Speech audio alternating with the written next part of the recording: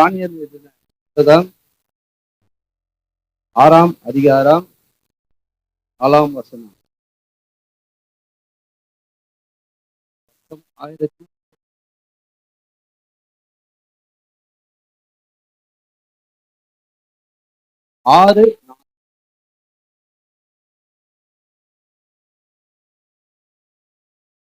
அப்பொழுது பிரதானிகளும் தேசாதிபதிகளும் ராஜ்யத்தின் விசாரிப்பிலே தானியேலை குற்றப்படுத்தும்படி முகாந்திரம் தேடினார்கள். ஆனால் இந்த வேதத்துல தானியேல் ஆகப்பட்ட ஒரு மனிதனை, அதாவது ஆண்டவருக்கு உண்மையாக இருக்கு, எத்தனை காரியங்கள் வந்தாலும் தன்னுடைய ஜெபம் செய்வதற்காக எத்தனை காரியங்கள் வந்தாலும் அவர் ஜெபம் செய்வதை மட்டும் விட்டு விடல. ஆமென். ஜெபம் செய்வதை மட்டும் விட்டு விடல. நல்லா பாருங்க, அவரை குற்றப்படுத்தும்படி முகாந்திரம் செய்தார்.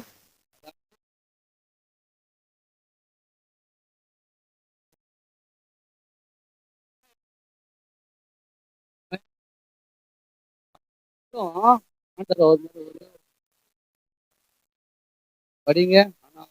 குற்றம் உள்ளத்தை கண்டுபிடிக்க ஆனாலும் ஒரு முகாந்திரத்தையும் குற்றத்தையும் கண்டுபிடிக்க அவர்களால் கூடாது இருந்தது. அவர் உண்மை உள்ளவராய் இருந்தபடியால் அவன் மேல் சுமத்த யாதொரு குற்றமும் குறையும் காணப்படவில்லை.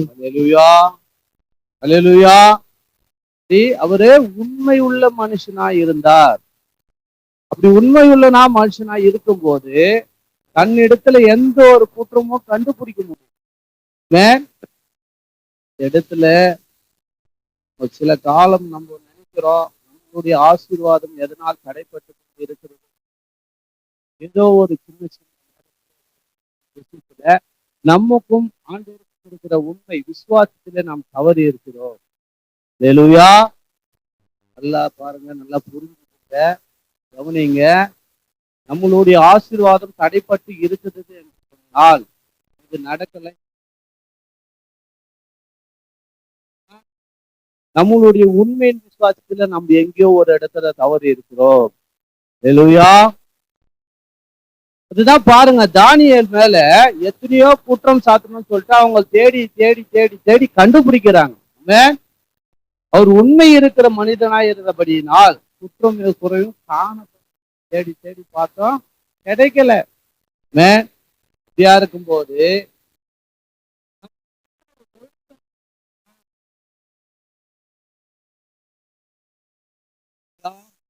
இதுல இந்த வேதம் படிச்சு பார்த்தீங்கன்னா 6ஆம் அதிகாரம்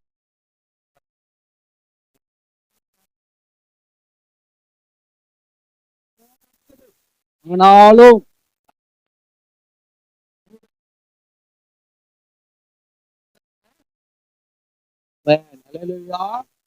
உண்மை உள்ள மனுஷன். நேற்று ஒரு தினத்துல அதாவது கையா கூட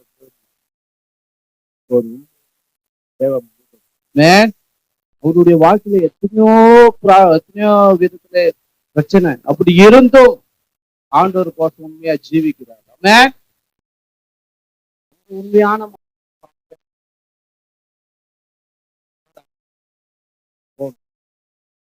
இடத்துல சொல்றாரு, எவ்வளவு பாரத்தோடு சொல்றாரு பாருங்க. உண்மை அந்த அந்த பாரத்துல அவருடைய விசுவாசத்தின் உண்மை காணப்படுகிறது. ஆண்டவர் அதுக்கு குடிச்சு செய்வாரு, நான் விசுவாசிக்கிறேன். அது மாதிரி தானியேல் என்ற மனுஷன் உண்மை உள்ள மனிதனா இருக்கிற பட்சத்துல அவரு இடத்துல எந்த ஒரு கம்ப்ளைண்டும் கண்டுபிடிக்க முடியல அரசாங்கத்தினால. அது மாதிரி அவருடைய உயர்வு உயர்ந்து கொண்டே போறது. தூக்கி சிங்க கபில போடுறாங்க, ஆண்டவர் தூதனை அனுப்பி பாதுகாக்கிறாரு, அங்கிருந்து ராஜா குரல் கொடுக்குறாரு, உடனே ஒரு நல்ல ஒரு பதவிக்கு மாத்துறாங்க. ஆமென்.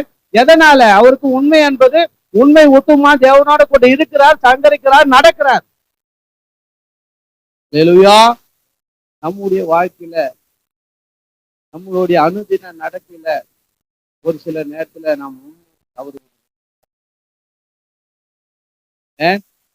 கூடுமாக இருக்க. அல்லேலூயா.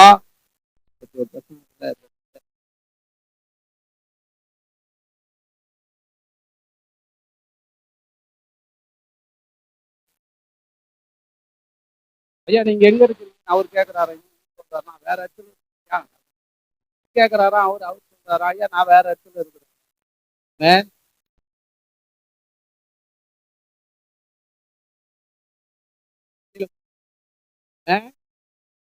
அல்லேலூயா. எதனால சொன்ன?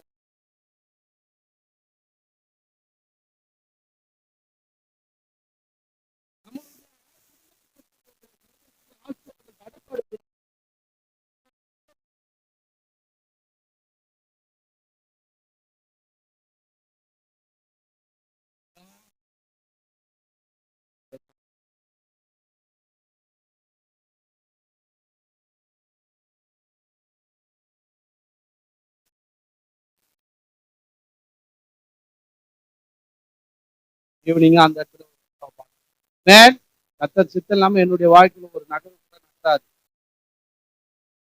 அது மாதிரி நான் ஆண்டவர்கிட்ட கேட்டு அவர் எங்க ஓனர் வந்து என்ன கேட்கிற காரணம் என்ன தெரியுங்களா, ஏன்பா வேலைக்கு வர மாட்டேன்? ஏன்னா அவர் ஒரு இடத்துல விட்டுட்டு போறான்னு சொன்னா அந்த அந்த இடத்துல அவருக்கு அப்புறம் நான் இருந்து உண்மை ஒத்துமா நடந்து கொண்டு அந்த வேலையை முடிச்சுட்டு வருவேன். செங்கல்பேட்டுல இதுக்கு என் மகன் பெரிய மகன் சாட்சி. நான் என் மகன் வேலை செய்யறேன் 4 நாள். ஏற்கனவே சொன்ன விஷயம். காலையில 6 மணிக்கு இருந்து நைட் 9 காலைல 6 மணிக்கு இருந்து நைட் 9 மணிக்கு சாப்பிட்டு உக்காரல. எதனால? அவர் அனுப்பிச்சிட்டாரு, நம்ம எது வேணா செய்யலாம்.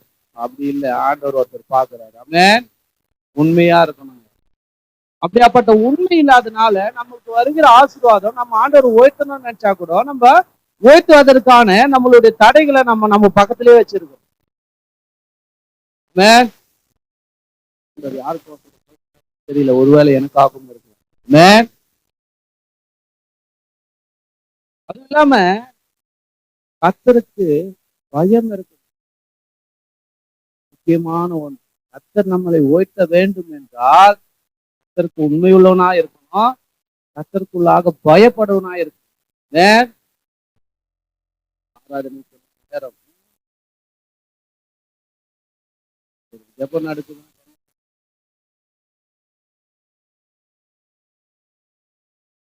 தெரியல, ஆனால்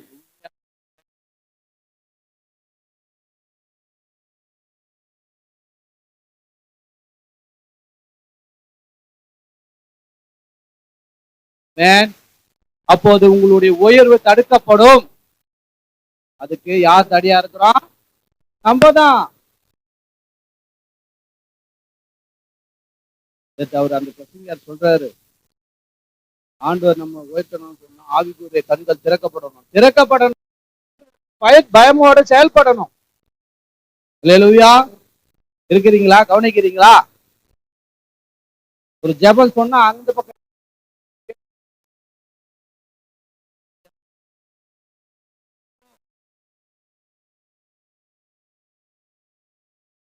அல்லேலூயா.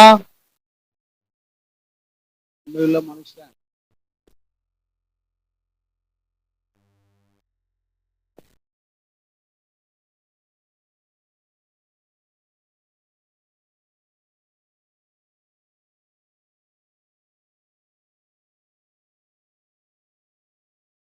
அல்லேலூயா. கூட பாப்பா ஸ்கூலுக்கு இன்னைக்கு போகாம கூட இருந்துடலாம். ஆனா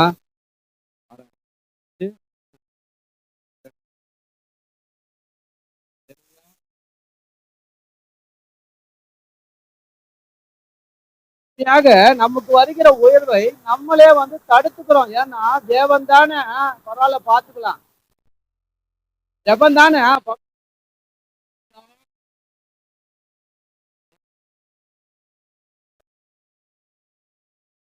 பயபக்தியோடு நடந்து கொள்ள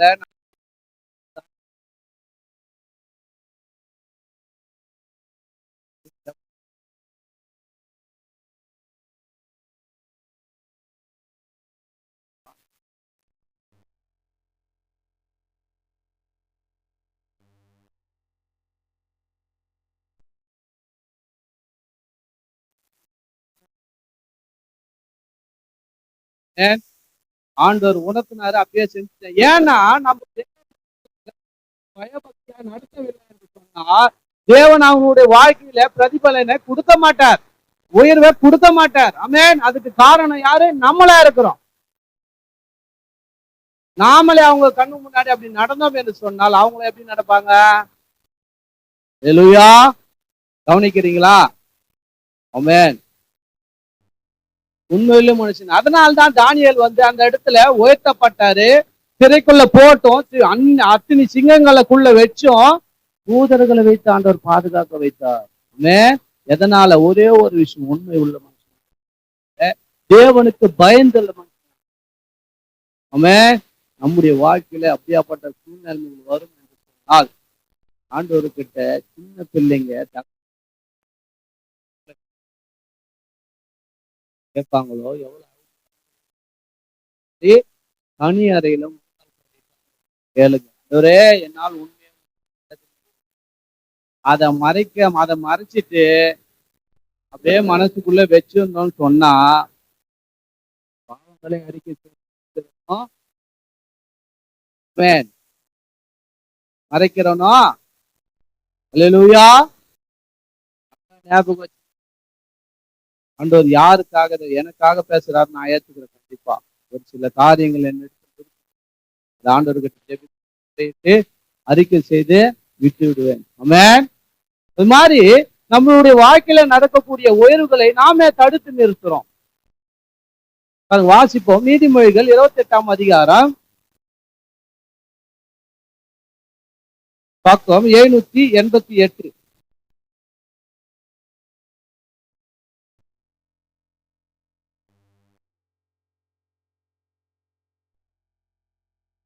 எட்டு 20. உண்மையுள்ள மனுஷன் பரிபூர்ண ஆசீர்வாதங்களை பெறுவான். ஐஸ்வர்யவானாகிறதற்கு தீவிரிக்கிறவனோ ஆக்கினைக்கு தப்பான். அல்லேலூயா. உண்மை உள்ள மனுஷனாதான் நம்ம இருக்கு கற்றுக்கொள்ளணும். இதெல்லாம் வாங்கணும் தான் இல்ல சொல்ல, நடுமத வாக்கி இதெல்லாம் தேவை. ஆனால் ஐஸ்வர்யனாய் இருக்க தயவு செய்து முயற்சிக்காதீங்க. நம்ம குடும்பத்துக்கு நம்மளுக்கு என்ன தேவையோ அதை மட்டும் வாங்கி கொள்ளுங்க. ஆண்டவர் தாராளமா உங்களுக்கு தானா கொடுத்துருவாரு. பாருங்க, உண்மை உள்ள மனுஷன் பரிபூரண ஆசீர்வாதத்தை பெறுவான். பரிபூரணம்னா என்னது ஐயா? பரிபூரணம் ஆமென். எல்லாமே இருக்கக்கூடிய ஒன்று. அதுக்கப்புறம் நம்மளுக்கு வேற எது தேவை? உண்மை உள்ள மனுஷன் பரிபூரண ஆசீர்வாதத்தை பெறுவாங்க.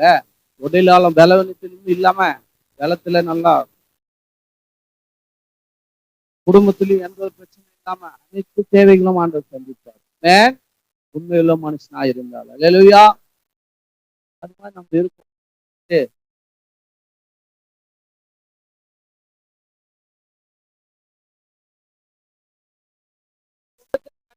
போதும். அல்லேலூயா.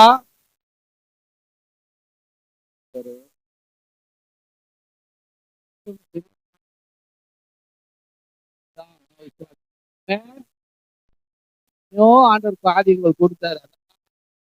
நினைக்கும் போது ஆண்டவர் கூட உண்மையா சில காரியங்களை தப்பி இருக்கிறேன்னு ரொம்ப கஷ்டப்படுறேன். சில காரியங்களை ஆண்டவருக்கு உண்மை இல்லாம இருக்கிறேன், இப்போ கஷ்டமா இருக்கு. வாசிப்போம். ஆதியாகமம் 17ஆம் அதிகாரம் 1ஆம் வசனம். ஆபிரகாம் 99 வயதான போது கர்த்தர் ஆபிரகாமுக்கு தரிசனமாகி, நான் சர்வ வல்லமையுள்ள தேவன், நீ எனக்கு முன்பாக நடந்து கொண்டு உத்தமனாயிரு. அல்லேலூயா. எப்படி நடந்து கொண்டு உத்தமனாயிரு? ஆமென். இது வரைக்கும் ஆபிரகாமுடைய வாழ்க்கையில எத்தனையோ காரியங்கள் நடக்குது, எத்தனையோ பிரச்சனைகள் நடக்குது. ஆண்டவர் அந்த இடத்துல தரிசனம்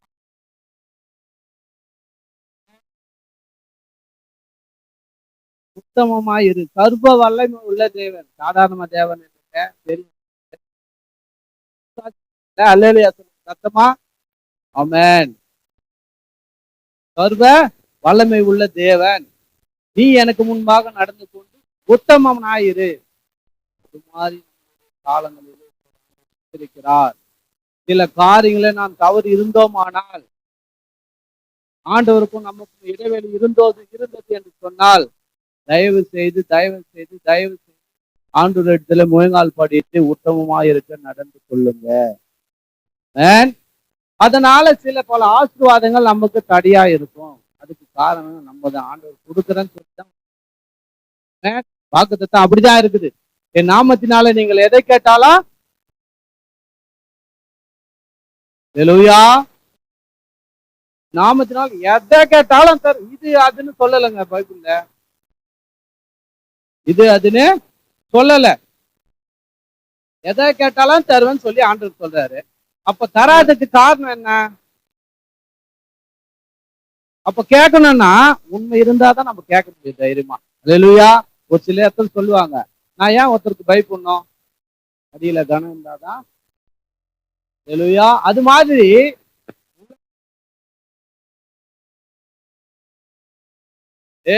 தேவன் இடத்துல கேட்கிற ஒவ்வொரு காரியத்திலும் நாம் எப்படி உண்மையா இருக்கணும். ஹல்லேலூயா.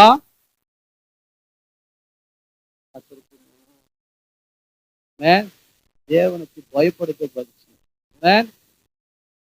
இருந்தா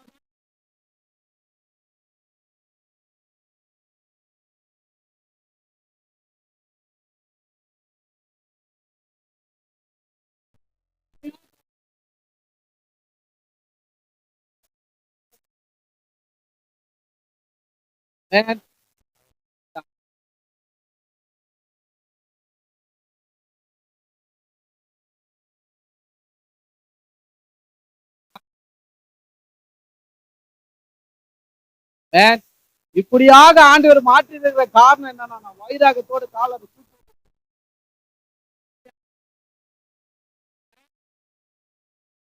மாதிரி இருந்து பாருங்க, உங்களுக்கு ஆண்டவர் வந்து புதிய செய்யல அப்படின்னா.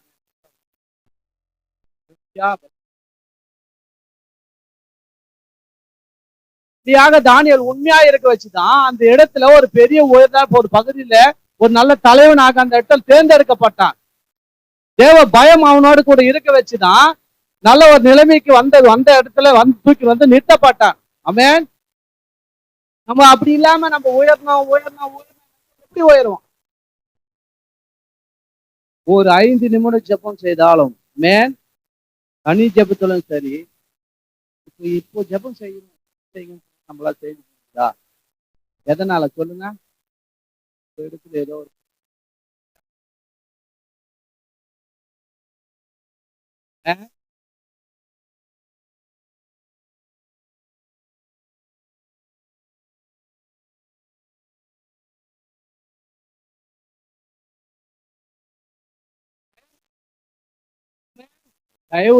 தயவு செய்து ஆண்டவர்கிட்ட பொதுதான செய்து பாவத்தை அறிக்கையிட்டு உண்மையுள்ள மனுஷனாக மாறுங்க.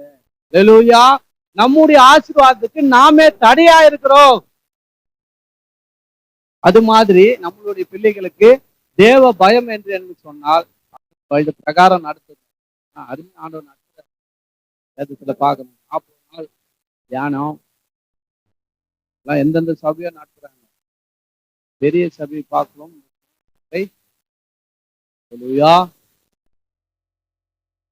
மாதிரி ஆண்டவர் நடத்துறாரு.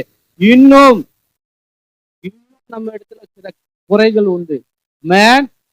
அதை நிவர்த்தி செய்தோம் என்று சொன்னால் ஆண்டவர் உயர்த்துவார். ஹல்லேலூயா. சங்கீதம் 34ஆம் அதிகாரம் 9ஆம் வசனம்.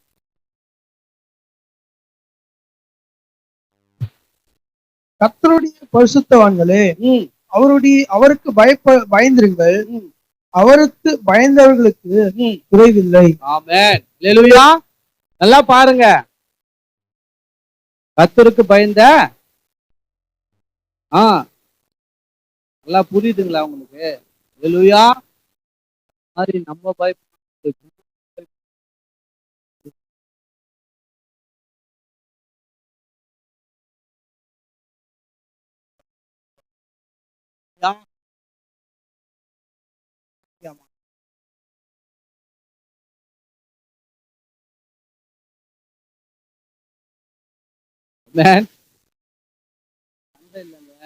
தேவனுக்குள்ளாக நடக்கும் போராட்டம். ஏன்னா ஆண்டவருக்கு உண்மையா இருக்க நம்ம கற்றுக்கொண்டு ஆண்டவருக்கு பயந்து இருக்க. நீங்க தயவு செய்து என்ன பெருமையா நான் பேசுறேன் தயவா நினைக்காதீங்க. என்னை நடத்த யாரும் இல்லை. ஆனால் ஆண்டவருக்குள்ளாக என் பிள்ளைகளை நடத்தும் ஒரு உண்மையோடு அப்படி இருக்கிறதுனால தானா 2 சைக்கிள் வாங்கினேன். Alleluia alleluia. இருக்கிறீங்களா? 2 சைக்கிள் வாங்கினேன், 2 பீரோ வாங்கினேன். ஆமென். ஒரு 1500 ரூபாய் கொடுத்து என்னுடைய கோயிலுக்கு தேவையான பொருள் ஒண்ணு வாங்கினேன். இன்னொரு 2500 ரூபாய் கொடுத்து இன்னொரு மிஷின் ஒண்ணு வாங்க. ஆமென். ஆண்டவர் கொடுத்த கிருபைங்க. ஏன் நான் ஆண்டவருக்கு உண்மையும் ஆண்டவருக்கு பயந்து நடக்கிறேன். அல்லேலூயா. சில காரியங்களை நான் திருத்தி கொண்டு ஆண்டவருக்கு ஒப்புதல் ஆகிட்டேன்னு சொன்னால் இன்னும் ஆண்டவர் நடத்துவார். ஆமென். நான் விசுவாசத்தோடு சொல்றேன். அல்லேலூயா. பாருங்க, கர்த்தருடைய பரிசுத்தவான்களே, நம்ம தான் பரிசுத்தவான்கள். அவருக்கு பயந்திருங்கள். அவருக்கு பயந்தவர்களுக்கு குறைவே இல்லை. ஆமென். ஒன்னும் சொல்ல அது எப்படி சொல்ற, ஒரு பெரிய விஷயம் எதுவுமே சொல்ல. போயிட்டு ஒரு லோடு மண் வாரியான அதெல்லாம் எதுவும் சொல்ல. கர்த்தருக்கு பயந்துருங்க. எந்த ஒரு குறையும் இருக்காது. அல்லேலூயா. பிரசங்கி 12ஆம் அதிகாரம் 13 800 பக்கம் 12, 13. காரியத்தின் கடைத்தொகையை கேட்போமாக. தேவனுக்கு பயந்து அவர் கற்பனையை கைக்கொள். எல்லா மனுஷர் மேலும் விழுந்த கடமை இல்லை. எல்லா மனுஷர் மேல விழுந்த கடமை இதுதான். அதாவது எப்படி சொல்றது, பிள்ளை பெற்றுட்டேன்னு சொன்னா பிள்ளைய வாழ்த்து சேர்க்கறது தகப்பனுடைய கடமை. மனைவி திருமணம் செய்துட்டேன்னு சொன்னா காலம் ஃபுல்லா அவங்கள பார்த்துன்னு கஷ்டப்பட்டு உழைச்சு போட்டு ஒரு கணவனுடைய கடமை. திருமணம் ஆகிட்டு சொன்னா கணவருக்கு கஷ்டத்திலையும் நஷ்டத்திலையும் உயர்விலும் தாழ்விலும் கூடியது இருப்பது மனைவியுடைய கடமை. ஆமென். அது மாதிரி கிறிஸ்துவுக்குள்ளாக நம்மை தெரிந்து கொள்ளப்பட்டோம் என்று சொன்னால் நம்ம மேல் விழுந்த கடமை பயப்படுகிறது. அல்லேலூயா. பயப்படுகிற காரியம். அல்லேலூயா. அப்படி பயமோ உண்மையோ இருந்தால் மட்டும்தான் நம்முடைய உயர்வை நாம் காண முடியும். அல்லேலூயா. நம்ம நினைச்சிடலாம் சில நேரத்துல ஆண்டவர் தானே பாக்குறாரு, ஒன்னில அட்ஜஸ்ட் பண்ணிடலாம், ஜெபம் பண்ணி பட்சிக்கும் அக்னியாய் ஆண்டவர் இருக்கிறார். ஒரு யோசனை பண்ணி பாருங்க அன்பு கூறிய தேவ ஜனமே. ஒண்ணு இல்லைங்க, அந்த பாருங்க 9ஆம் கிளாஸ் படிச்சு நான் 9 கூட படிக்கல, 8 சாரி. இன்னைக்கு காலேஜ் படிக்கிற ஒரு நபர் தான் இந்த புத்தகம்.